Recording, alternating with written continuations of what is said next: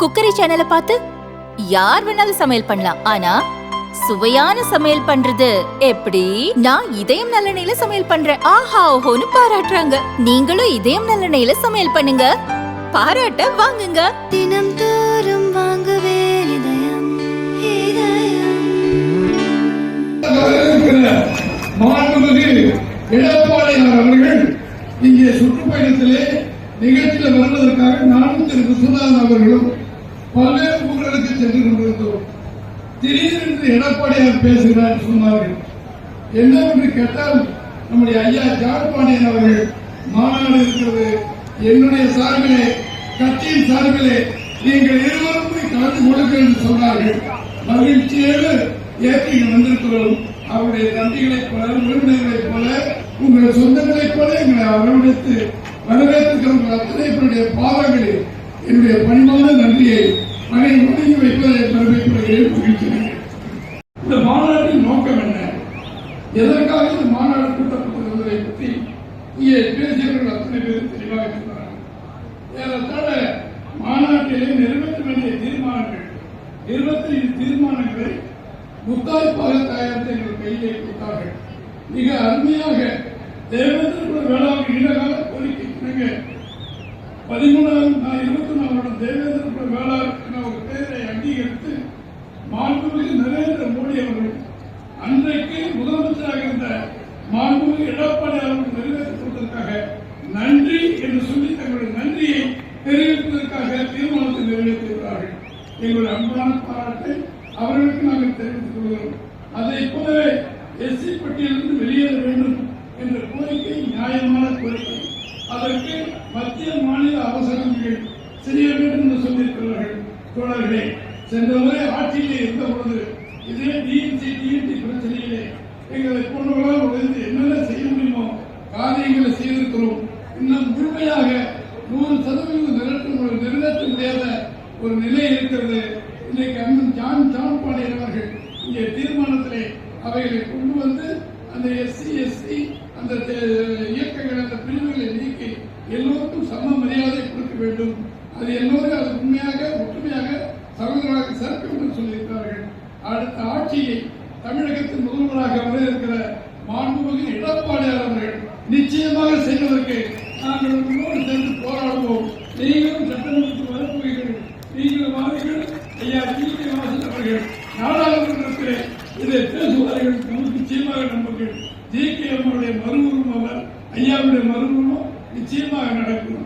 ஏன் இதை சொல்றேன் என்று சொன்னால், ஒரு மகாநாடு திண்டுக்கல் மதுரையிலிருந்து வந்தால் திண்டுக்கல்லிலே முதன்மையான முதல் இடம் தேசியத்துடைய முதல் கட்சி பாரதிய ஜனதா கட்சி. அதனுடைய ஒப்புகையற்ற தலைவர் மாண்புமிகு நரேந்திர மோடி அவர்கள் 3வது முறையாக இந்த இந்தியாவுடைய பிரதமராக பொறுப்பேற்று வல்லரசுகளிலே முதல் நாடு இந்தியா என்பதை அகில உலகம் சுற்றி அத்தனைக்கும் சமத்துவ தூதுவராக சமாதான தூதுவராக இன்றைக்கு நம்முடைய நரேந்திர மோடியை ஆசைத்துக் கொண்டிருக்கிறார்கள். அந்த கட்சியின் சார்பிலே நம்முடைய தம்பி நைனா நாகேந்திரன் அவர்கள் வருகிறார் என்று சொன்னால் இந்திய அரசாங்கத்துடைய அத்துணை முழுமையான அதிகாரம், அத்துணை சலுகைகளும் அத்தனையும் இந்த மாநாட்டிற்கு கிடைக்கிறது என்ற பொருள். அதே போல மாண்புமிகு ஜி.கே. வாசன் ஐயா வந்திருக்கார் சொன்னார். நம்முடைய தூதுவராக இருந்து நாடாளுமன்றத்திலே பேசி நமக்கு அத்தனை சலுகைகள் செய்து தருவார்கள். தமிழகத்தினுடைய பிரச்சனைகளை இங்கே பேசிய தம்பி வேந்திரகுமார் போன்றவர்கள், அருமை தம்பி திருவாஞ்சி போன்றவர்கள் எல்லாம் இந்த அரசாங்கம் ஆளுகின்ற திமுகவை என்னென்ன காரணங்களை சொல்லி வசைப்படினார்களோ, திராவிட நாடு சொல்லி மக்களை ஏமாற்றுகிறார்களோ அதற்கு முடிவு கட்டப்படும் என்று இங்கே பேசியிருக்கிறார்கள். நானும் ரத்தம் திரு விஸ்வநாதன் அவர்களுக்கும் உங்களுடைய கோரிக்கைகளை நிறைவேற்றுகின்ற இரு துருவங்களாக இரட்டை குழு துப்பாக்கியில் இருந்து அவைகளை நிறைவேற்றுவோம் என்பதை அன்போடு தெரிவித்துக் கொள்கிறேன். தோழர்களே, பாரதிய ஜனதாவில் எப்போது அதிமுக கூட்டணி என்று நடந்ததோ அன்றிலிருந்து தமிழக முதலமைச்சர் ஸ்டாலின் தோன்றவே இல்லை.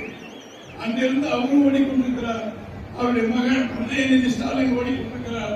அமைச்சர்களெல்லாம் கொள்ளையடித்த பணத்தை எங்கே பதுக்கி வைப்பது தெரியாமல் அலைந்து தினசரி ஸ்டாலின், உங்கள் வீட்டில் ஸ்டாலின், எங்க வீட்டில் ஸ்டாலின் சொல்லிக்கிட்டு இருக்காங்க. 52 மாதம் ஆகிவிட்டது. 8 மாதம் தான் இந்த ஆட்சி முடியப்படுவதற்கு மக்கள் தீர்ப்படுவதற்கால் இப்பொழுது உங்களில் ஒருவன் வீடு தேடி ரேஷன் கடை எல்லோருக்கும் எல்லாம் நடக்கும் என்று கதை விடுகிறார்கள். ஆனால் இப்பொழுது புரிந்து கொள்ள வேண்டும், இன்றைக்கு 55 வாக்குறுதிகளை கொடுத்து அது 10% நிறைவேற்றாத கையாளாகாத அரசு ஸ்டாலின் அரசு, திமுக அரசு என்பதைத்தான் இன்றைக்கு தமிழ்நாடு முழுவதும் 100க்கும் மேற்பட்ட சட்டமன்ற தொகுதிகளிலே சுற்றுப்பயணம் செய்து ஸ்டாலினுடைய முகமூடியை கேட்டுக் கொண்டிருக்கிறார் வருங்கால முதலமைச்சர் மாண்புமிகு எடப்பாடியார் அவர்கள். தோழர்களே, இன்றைய தினம் திரு அமித்ஷா அவர்கள் டெல்லியில் சென்னையிலே கூடி அங்கே நம்முடைய எடப்பாடியார் அவர்கள், நம்முடைய ஜி.கே. வாசனையா அவர்கள் அத்தனை பேரை கையை வைத்து இந்த கூட்டணி தேசிய இந்திய கூட்டணிக்கு தலைவர் நம்முடைய மரியாதைக்குரிய மாண்புமிகு திரு எடப்பாடி பழனிசாமி அவர்கள், அவருடைய தலைமை கட்சி அதிமுக இவர்கள் தலைமையிலே இந்த கூட்டணி இயங்கும் என்று சொன்னார்கள். அது மிகச் சிறப்பாக இருக்கு. நேற்றைக்கு முன்தினம் அங்கே தூத்துக்குடிக்கு நெல்லைக்கு வந்தார்களே மாண்புமிகு திரு அமித்ஷா அவர்கள் மிக தெளிவாக சொன்னார்கள், அதிமுக தலைமை நம்முடைய கூட்டணி நிச்சயமாக ஆட்சியை பிடிக்கும், திமுக வேரோடு ஒழிக்க வேண்டும் என்று தீர்மானத்தை சொல்லியிருக்கிறார்கள். அதற்கு அதை சொல்லி பேருக்கு மாற்றி இன்னைக்கு மக்களை திசை திருப்பதாக நினைக்கிறார்கள். தோழர்களை ஒன்று மட்டும் வைத்துக் கொள்ளுங்கள், இன்றைக்கு எப்படி பிஜேபி நம்முடைய அதிமுக இருக்கிற அவர்கள் மற்றவர்களால் ஒன்று சேர்ந்து இந்த கட்சியை நடத்துகிறார்களோ அதற்கு வலிமை இருக்கிறது என்பதை 33% வாக்குகள் ஏற்கனவே பெற்றுவிட்டு இந்த கூட்டணி ஆட்டவோ அசைக்கவோ முடியாது என்று அமித்ஷா தெளிவாக சொல்லியிருக்கிறார்கள். பல கட்சிகள் இங்கே வர இருக்கிறது. அப்படி வருகின்ற பொழுது எழுதி வைத்துக் கொள்ளுங்கள், அதிமுக தனி பெரும்பான்மையோடு நம்முடைய பாரதிய ஜனதா கூட்டணியோடு அருமையன் அவர்கள், அருமை ஐயா ஜி.கே. வாசன் அவர்கள் அத்தனை கட்சிகளோடு சேர்ந்து இந்த ஆட்சியை தனி பெரும்பான்மை அமைப்பாளர்கள் நல்ல செய்தியை அங்கே எடப்பாடியார் என்று சொல்லிக் கொண்டிருக்கிறார்கள். இங்கே நீதிபதிகளாக வந்திருக்கின்ற நீங்கள் ஐயா ஜான் பாண்டியன் அவர்கள் தலைமையில் வந்திருக்கிறார்கள். ஒரு தனி மனிதன் ஒவ்வொரு வீட்டிலும் நுழைந்து அவர்கள் நல்லதை செய்து கொண்டிருக்கிறார்கள். அருமை தோழர்களை தன் நல்லவரை பார்ப்பதற்காகவும் எந்த அதிகாரம் இல்லாத அவர்களுக்கு நாங்கள் இருக்கிறோம் என்பதை காட்டுவதற்காகத்தான் இங்கே நீங்கள் கூடியிருப்பீர்கள். உங்கள் அத்தனை பேருக்கு பாராட்டுகள் வருத்தங்கள். அருமை தம்பி நயனா நாகேந்திரன் அவர்கள் வெற்றி வீரராக சொன்னபடி வருவார்கள். அங்கிருந்தே வந்திருக்கிறார். தீர்வு கழகத்தை வீட்டுக் கொண்டிருக்கின்ற நல்ல செயலை நீங்கள்